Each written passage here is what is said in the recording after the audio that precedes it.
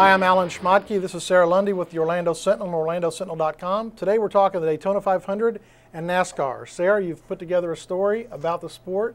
Yeah, I am new to the sport, didn't know that much about it, and I learned just how technical it is and how the Daytona 500 is truly the Super Bowl of races. It's a big deal, a lot of history in the sport, and we're going to talk about Danica Patrick. She has almost overshadowed the Daytona 500 this year. She's driving in the nationwide race on Saturday afternoon, but she's a big deal.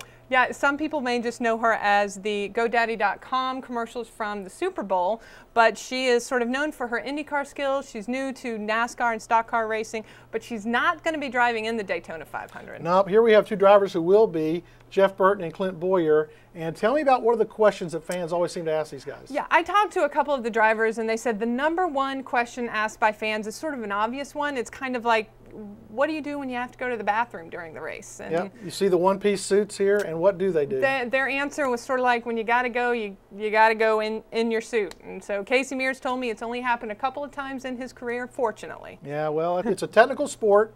These Yes. guys are going 200 miles an hour, and one of the terms that fans are going to hear, whether you're a big fan or just kind of a casual fan, is bump drafting. Let's talk about bump drafting. You see an example right here. Yeah, bump drafting is going to be something that's going to be talked a lot this year, because last year bump drafting was sort of a no-no. NASCAR officials said it causes too many wrecks, but this year they've lifted it and they said have at it. So drafting is when a second car is following a first car so closely it kind of pulls them along, allows them to go faster. So the air goes over the top, they kind of get in a vacuum and pulls them along. Yeah, okay. and bump drafting is literally when the second car will bump the car ahead of it, making both of them go faster. And what makes it so dangerous is sort of when you actually bump the car in front of you. If you do it on a turn, if the wheels are turned, then they can wreck and spin out. And, makes for a big wreck. Yes. And there are often wrecks at Daytona. We see them every year. So tune into our coverage on Sunday of the Daytona 500. All weekend we'll have coverage of Danica and the nationwide race on Saturday.